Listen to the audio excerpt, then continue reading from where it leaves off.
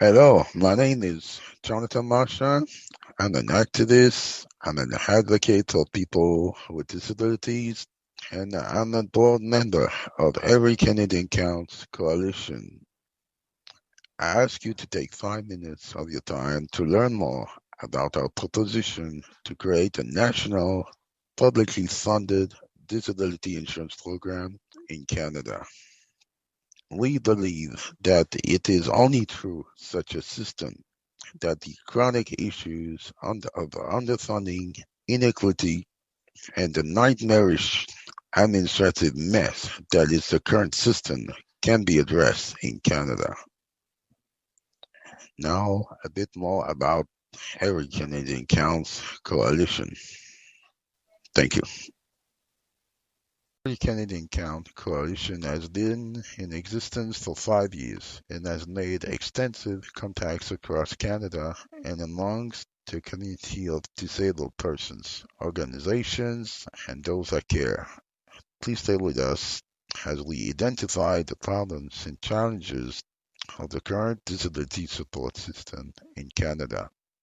This will be followed by brief discussions on the insurance model and the principles and practices that make it work. There is no time available for us to get into the statistics, other than to say that there is about 1 in 5 Canadians over the age of 15 that has one or more disabilities. That's about 6.2 million people. And about 2.6 millions are living with disabilities considered severe to very severe. More to the point, basic supports, things that allow Canadians with disabilities to live happier, healthier, fuller lives are not assured no matter where you live in Canada. Furthermore, the support systems are in crisis.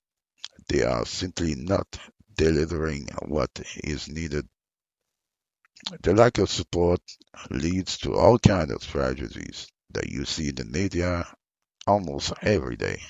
People with disabilities and their families are often marginalized, discriminated against, and they often lack the necessary support to be included in Canadian society. But there is more, and we can talk for a long time about the problems. But to be brief, there is the issue of difficulty of access to disability supports, no matter where you live. Every provinces and territories has long waiting lists for disability supports. There is falling off the cliff, those periods between youth and adulthood and old age when many Canadians are forced to switch between government support programs and often fall through the cracks. There is the problem of immobility, since our supports are provincially and territorially delivered, with no national standards. One lose support should you move out of province. Provinces have been struggling to find resources while the incidence of disability has increased as our population aged. Provincial governments are being asked to do more with often less funding. Then there is the issue of inefficiencies. As if it is not enough, our governments don't communicate nor share information about what model of support they're using and whether or not these are working. Canadians often don't even know where to access support. Finally, there is massive fragmentation within the disability sector itself. As can be seen in the table, everyone is working in their own little boxes, all competing for resources and recognition. Then there is a flavor of the month disability, where different decades highlight different conditions that get addressed, but only in part and only for a while. It is a lottery as to who gets support. A disability insurance program will address all disabilities and all issues and for all people with disabilities. It is in a much more efficient manner. We know that from the Australian experience, which we urge you to review at ndis.gov.au. There is no reason for a country like Canada not to do this. What is the vision we see for such a support system? We would be aiming for a national disability program that would ensure all Canadians with long-term disabilities receive the essential support and services they need over the course of their lifetime. With a national scope, it enables minimum standards to be set for support provision, which would then allow people to move between places without worrying of losing support. A national program could introduce new federal funding so our provinces and territories are better able to fund needed support.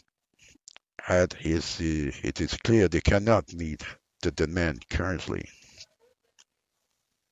In Canada, the health support system, Medicare, is based on the universal principle that address individual needs with service provided in the absence of a means test. The same principle would govern a disability insurance program. The needs-based, person-centered approach avoids one-size-fits-all programming and fill the gaps in the current system. It would relieve families of the responsibility for care, and particularly would be important for women who would be free to return to work. Experience elsewhere has shown it to be a very affordable and financially much more manageable based on the full cost of support over a person's lifetime.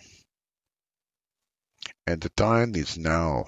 In the last 5 years, the federal government has committed more resources to address disability issues, as evident with the passage of the Accessibility Act. The recent Trump speech has made reference to a policy of inclusion and commitment to a disability benefit.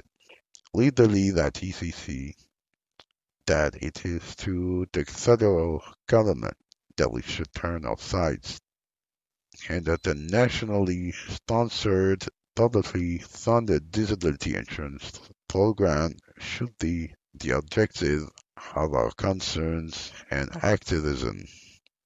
Thank you very much. You can reach us at everycanadiancount.com and follow us on Facebook and Twitter. Thanks again.